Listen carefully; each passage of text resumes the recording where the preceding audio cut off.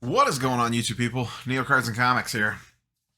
Big weekend for Marvel cards. Big weekend for Marvel cards. Goldin Auctions has some absolute bangers ending this weekend. Stuff that I can't afford, even in a depressed market. But they are not messing around this month. We have criticized Goldin Auctions the last couple times, putting out. I mean, they put out whatever they get in, but just some stuff that, quite frankly, I feel didn't belong on Goldin. Let me tell you something. This month's, they belong on Goldin. Now, I will be very curious to see where these end, and a lot of these really don't have direct price comps, or at least public price comps. There's been some private sales on some of this stuff, which I'm always a little leery of when private sales get reported. But some big time green PMGs. The green Spider-Man is the mega of mega keys on this list. Steal a comic book term. That's at a BGS 9. The Wolverine in an 8.5 is no joke. The Iron Man in an 8.5 is no joke. The Deadpool in an 8.5. And then a Spider-Man blue.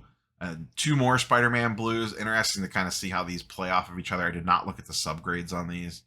Doctor Strange green. Another Spider-Man blue. This in an 8.5. Those are from 2015. There is a 101 Shocker. There's a really good Fleer Retro lot in there. Complete set. Some more blues. It's a very short list this month, but everything on here just about is a banger. The weakest card in this entire lot might be this Magneto P. This 101 printing plate is pretty ugly. It's a cool card, but I'm not a printing plate guy. Though the BGS is the Magneto's a BGS 9.5. That's interesting. What's the weakest card in this lot? Might be the I think it's the Magneto, which is saying something. I prefer his 2013 version, but still, these greens are absolutely huge. It'll be very interesting to see where these end. Now, obviously, Marvel card stuff has come way down from February, as a lot of people assumed was going to happen, myself included. I talked a ton about those prices just were not sustainable and nothing goes up forever, regardless of how iconic the character is, how rare it is, set collectors, this, that, and the other thing. There's only so many people buying at these upper end of the market spectrums. The other thing that you're seeing is a lot of grading come back on stuff. We'll talk about that, and I've mentioned it before in other episodes, other shows, about the number of Marvel stuff coming back. And we're going to talk about two sets in particular, look at some gem rate data on that. So very interesting to see where this stuff ends. I will probably do a follow-up video sometime next week, depending on how this stuff finishes up. I don't think I'll live stream over the Goldin Auctions this time around like I did last time. And then the other thing that's going on this weekend big in Marvel land is Dallas is going on this weekend. And I know a lot of the Marvel people took the trip out to Dallas. I know Spidey Hits Justin, who's been on the channel a bunch of times, is out there. Marvel Guy Kent's out there. There's a bunch of other people out there representing the Marvel card community. So it'll be interesting to see what the Marvel vibes are coming out of Dallas as well. Now, obviously, like I said before, this stuff has come down quite a bit. Not surprising. Some of the lower end stuff is still selling pretty strong, and most of this stuff is still selling way over what it was selling for in the fall. So as long as you didn't buy during the peak hype in February, you're probably still doing relatively okay. I know the couple PMGs that I bought, the Spider-Man Bronze, the Miles that I bought, I am under on probably by about 40%. The Gwen, none have really sold. The last sale was basically dead even, was what I paid for mine. So not far off, and that was post-hype. And I bought that right at the beginning of the hype phase in January, I think it was, when I pulled the trigger on that. And then the Gwen pattern that I have, I don't know that any have sold to give a fresh comp on that. So my stuff, I'm definitely down big on one, probably flat on another, and probably down slightly on the pattern. But I didn't buy those to flip them. So if I was going to flip them, I would have moved them a long time ago. I did not buy those to flip. I bought those more for the Gwen's PC-ish, and then the Miles more of a long-term hold. Vibranium was the other set that really went nuts. I dipped my toe in on those, bought a couple to flip, and move those, most of that stuff in Atlanta. But that stuff has started to come down as well, and that is a set that we are going to talk about a little bit deeper in regards to a ton of that stuff has been coming back from grading. Like I said, there's two in particular I want to look at. First up is Vibranium. These are the chrome looking cards, very familiar to sports cards people. Very similar parallels. This is one Flipping Steve was really big on. Like I said, I dipped my toe in on these. I didn't go deep like he did and some others, but I believe they did pretty well on it. I don't know for sure. But this stuff coming back from grading, one of the things, once again, I've talked about this before, but I think it's good to point out because I don't know how many people know that this exists. GemRate obviously does the monthly data tracking on the graded cards, but there are some interesting deep dives that you could do with his data. If you go up to population data and go to set trend over time, you can look up any particular set that you want, and it gives you the trend data for that set. Normally, not much is going on with this, but it's very interesting when something like this comes out of the weeds and all of a sudden explodes, like Marvel, and specifically some of these certain subsets, most like Vibranium. I think another one that'd be interesting to look at, not something I want to talk about today, but if you're in that world, what does the Star Wars Topps Chrome gem rate graph look like in the next 30 to 60 days? I have a feeling it's going to look very similar to this. So as you can see, as you move through January and February, this is the amount of cards on the population report. It's just kind of doing its thing. It went from 152 back in January to, what are we at here? 185 in early March, 188, and then to the moon. Now it's up to 604 2 months later. So the first 3 months of the year, it barely moved. And then all of a sudden, it's, what is that, almost over 3x in a 2 month period. And then you can see the dark green line is the PSA 10 line that went up. So back in, let's see, there was about 60 on the PSA pop report up until early to mid-March. And then all of a sudden 200. So that 3x, over 3x in a 2 month period. And I have a feeling there's still a lot of those going back and forth to grading.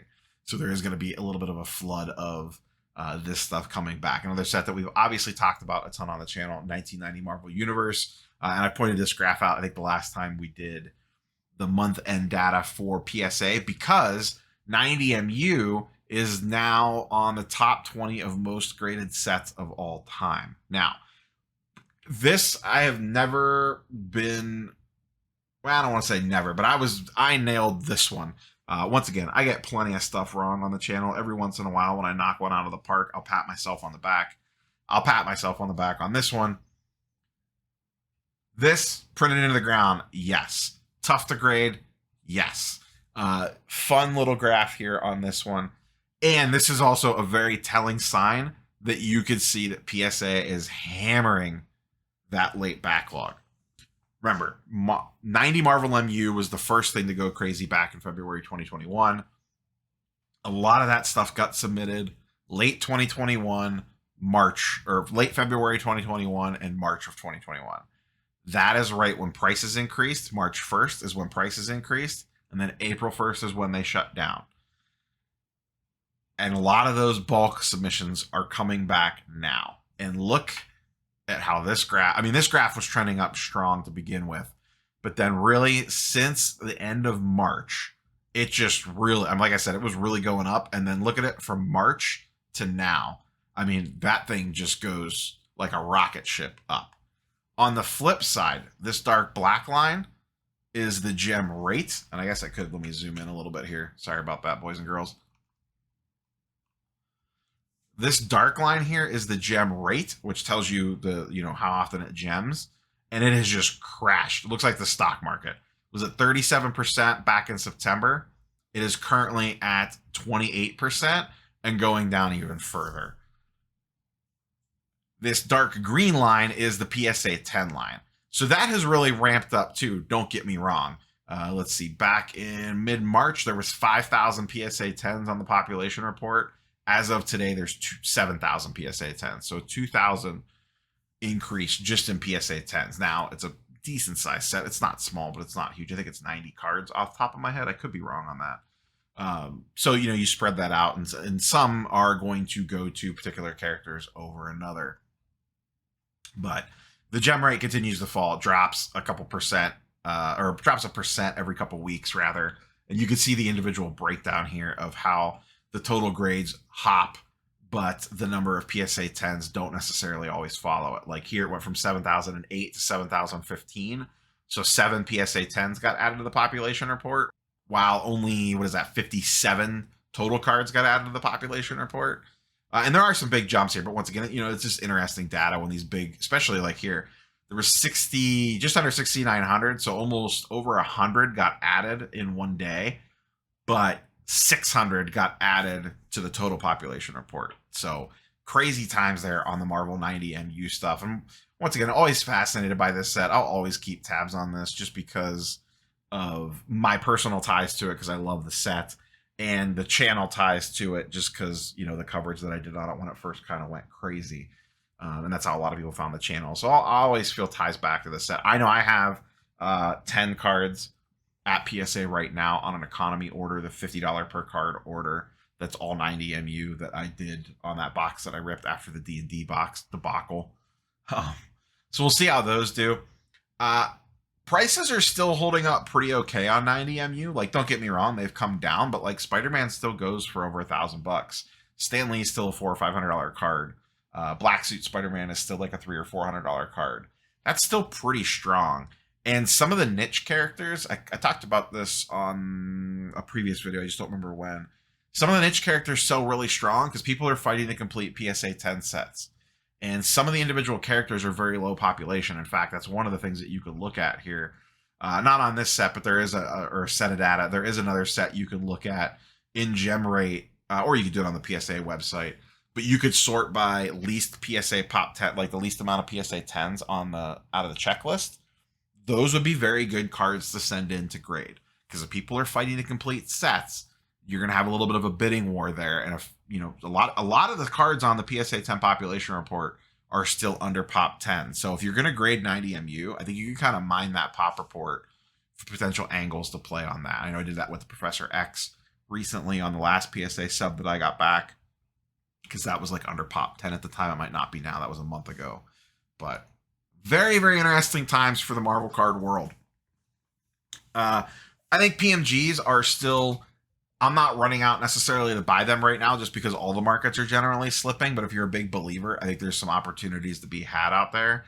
And out of all the cards, I would believe in PMGs the most long-term, just from the mass appeal. I know a lot of Marvel card people like other stuff better, but the PMGs just have the broad base appeal.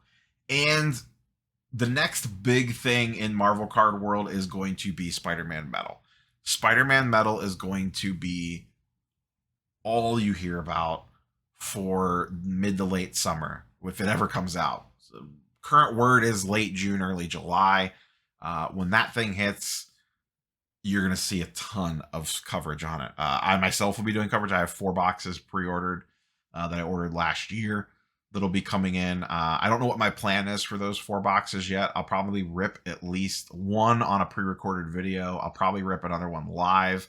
And then I'm not sure what I'm going to do with the last 2. It'll probably depend on how the first 2 boxes go, and we'll just kind of go from there. If I want to rip the last 2 or just keep them sealed. X-Men Metal, I ripped quite a bit, but I had more pre-ordered. If I can get more boxes at reasonable rates, that's the problem right now. And then the other thing that got announced, and maybe I'll do a separate video on this later, Fleer Ultra Avengers got announced. Now, no PMGs in that product, but it is going to have jambalayas, and that'll come out who knows when, probably at the very end of this year, most likely early next year. But that's being billed as a premium product. We don't know what boxes cost on that yet. That will be another one that I'll be looking to get boxes on. Also, Marvel Beginnings should be coming out sometime this year. I have 5 boxes of that pre-ordered. That's kind of a mid to lower end product. It's a very, very big product. Boxes popped up. I just ordered them. I figure worst case, they'll be fun to rip on the channel if nothing else. So that's kind of the current state of the Marvel world, and we'll kind of see where things go post these Goldin auctions. I'm sure there'll be a lot of content to be had about it from myself and others, but we'll see what happens. That's all I have for you guys and girls. Catch you on the next one. Peace.